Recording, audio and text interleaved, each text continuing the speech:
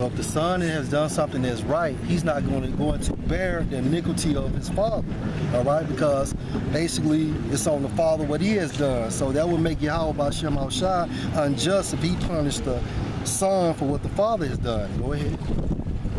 And have kept all my statutes and have done them, he surely live. Yeah, and this is talking about Israelites because the law, statutes, and the commandments was given to the Israelites.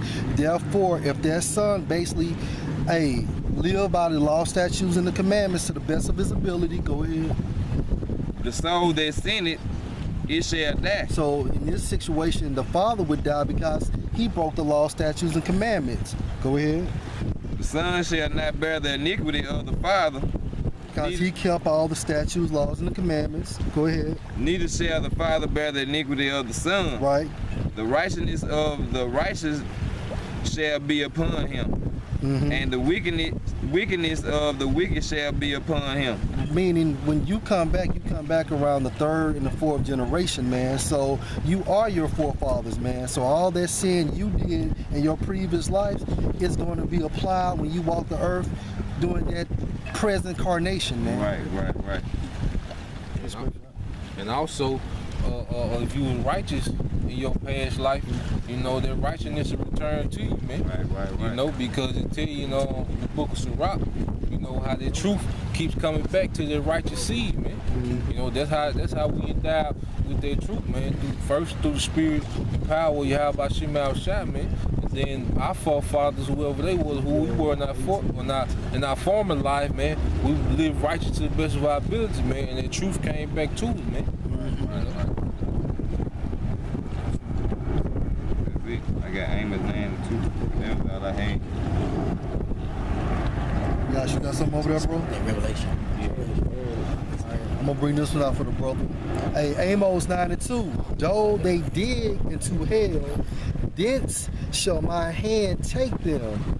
Though they climb up to heaven, thence will I bring them down. Let's go into the elites. You know, the so-called international bankers. Once this place collapses and them nuclear missiles hit, you know, they're gonna be trying to hide from the Most High's hand, which is the elect of the Most High. So how you gonna dig into hell? You know what I'm saying? If there's an actual place called hell, that doesn't add up to scriptures.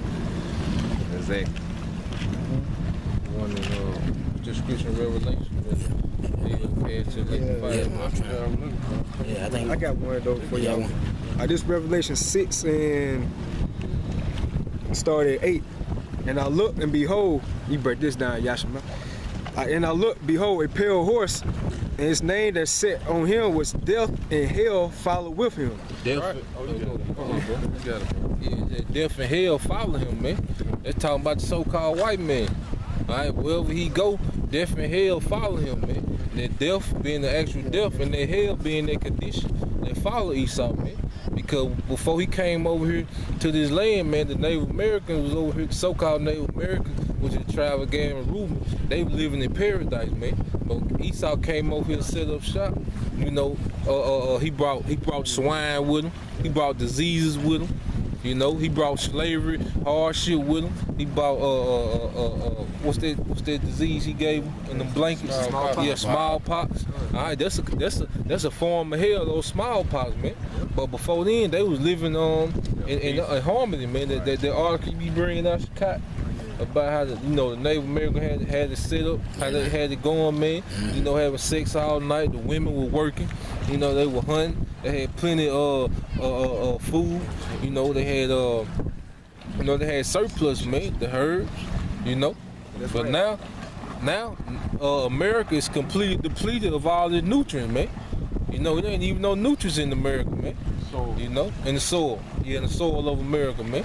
You know. So, hey, the earth has a spirit, so the earth is in hell, man.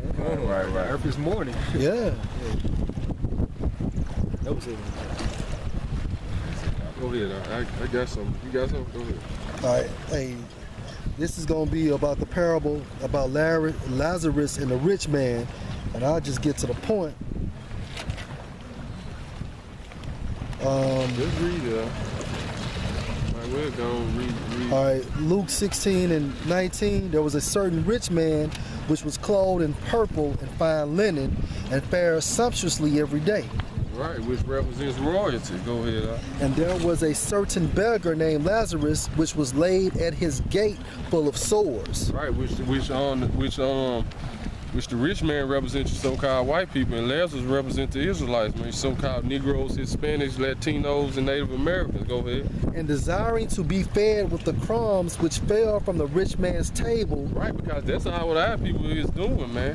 Whatever they desiring to get, all they getting is crumbs, man. No, it don't matter if they millionaires, billionaires. They getting crumbs from basically the elites, man.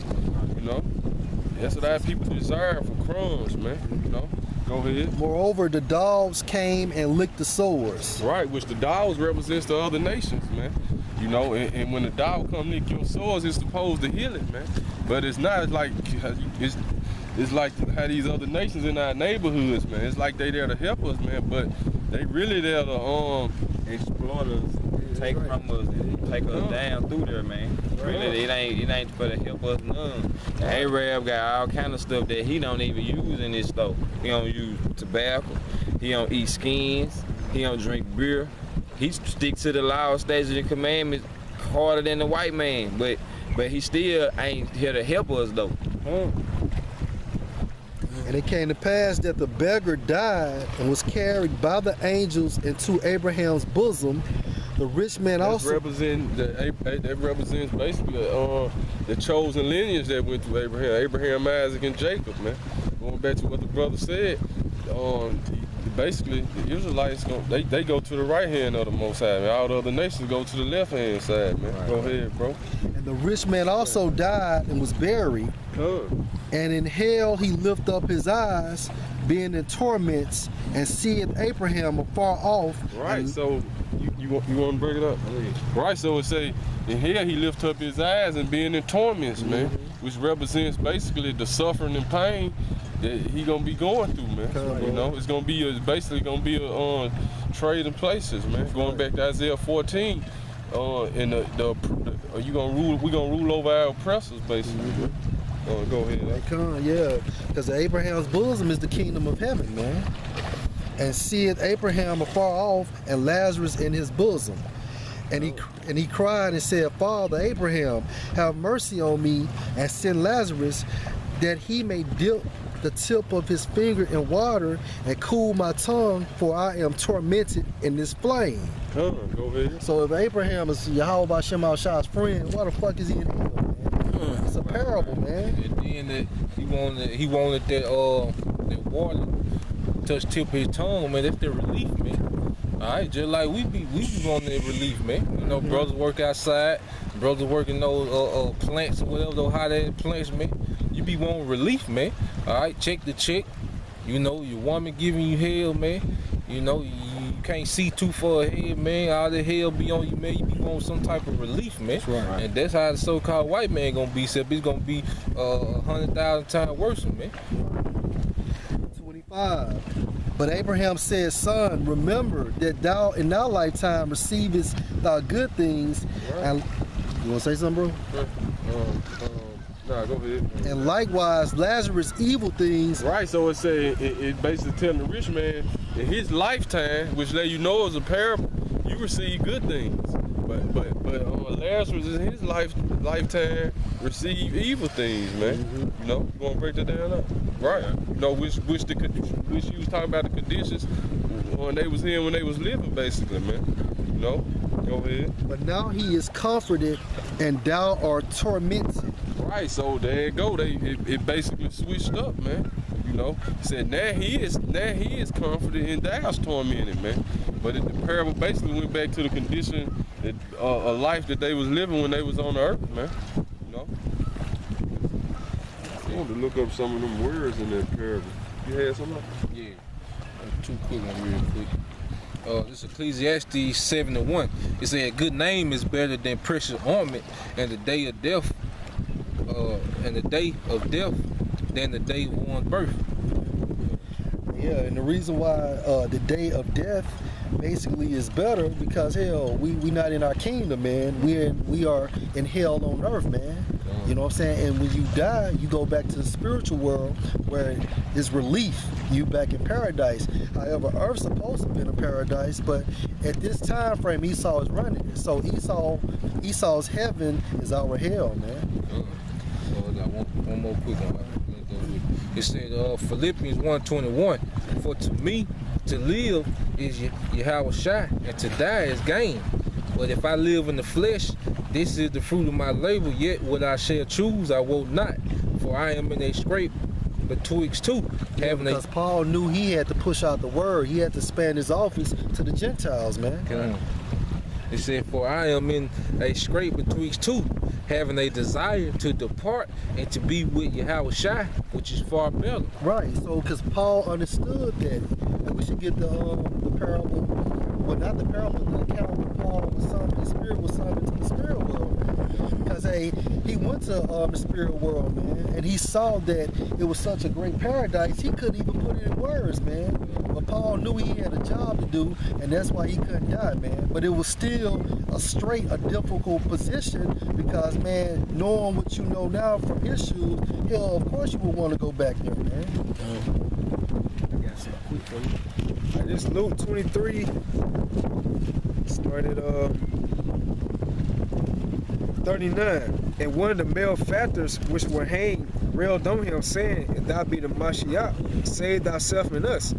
But the other answering rebuked him, saying, Does that not fear Yahweh, saying thou art in the same condemnation? And we indeed justly, for we receive the due reward of our deeds. But this man have done nothing amiss. And he said unto Yahushua, Lord, remember me when thou comest into thy kingdom. And Yahushua said unto him, Verily I say unto thee, today shalt thou be with me in paradise. So that just proves the point, man. Once your spirit separates from your body, that's death, and you go to paradise. You go to your flesh go to the ground, and your spirit goes back to the mountain. I got that account. Yeah, bro. This is 2 Corinthians 12:2. I knew a man in Yahweh Shai above 14 years ago, whether in the body I cannot tell, or whether out of the body I cannot tell. The most I know, such an one caught up to the third heaven.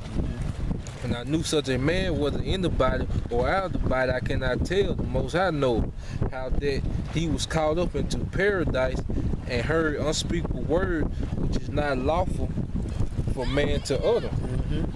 Of such an one I will glory, yet of myself I glory not, but in my infirmity. That was the point.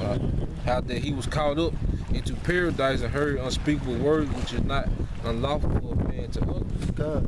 So heaven is paradise, which is the third heavens, man, which is the fourth dimension, man.